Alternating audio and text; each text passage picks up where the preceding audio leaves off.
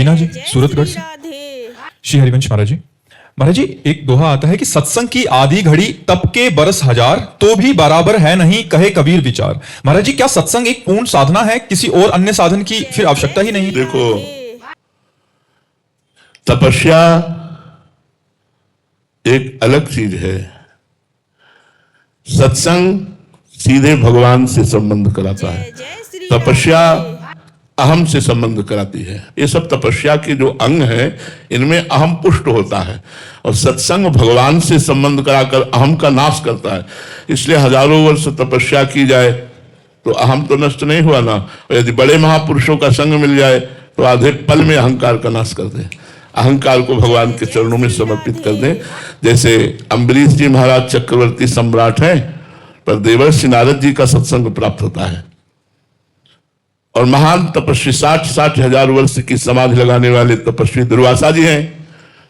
तो देखो, बेमतलब में जाकर एक महाभागवत को सता रहे हैं, बेमतलब में जाके केवल उनका यश सुना तो ईर्ष्या प्रकट हो गई, हो गए, और पूरी कथा है कृत्या उत्पन्न कर दी मारने के लिए। ऐसे निरपराध महाभागवत को कष्ट देने की बात आ गई, तो ये तपस्वी की हालत है।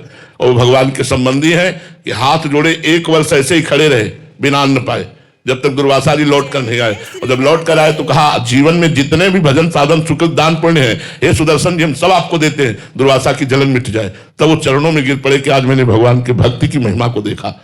तपस्वी दुर्वासा जी अम्बरीश जी के चरणों में गिर पड़े कि आज मैंने भगवान के भक्ति की महिमा को देखा। तो भगवान की भक्ति स्वतंत्र सकल सुख खानी, और बिनु सत्संग न पावे प्राणी। तो सत्संग से भक्ति की प्राप्ति होती है, भक्ति भगवान को अधीन कर लेती है। भक्तिवश्य भगवान, भगवान भक्ति के वशीभूत है। भगवान भक्ताधीन मना पूज्यो, भक्त के अधीन है। तपस्वी कोई भगवान को आज तक अधीन नहीं कर पाया, लेकिन भक्तों के अधीन। भक्तन पाछे यो फिरे जो बछड़ा संग गाय, जैसे बछड़ा को आगे लेके चलो तो गाय लम्हाती हुई आए, ऐसे जहां भक्त जाता है उसके पीछे पीछे भगवान। यहां तक कि जहां मेरा भक्त चरण रखे वहां रखूं मैं हाथ, पीछे पीछे मैं फिरूं कभी न छाड़ू साथ।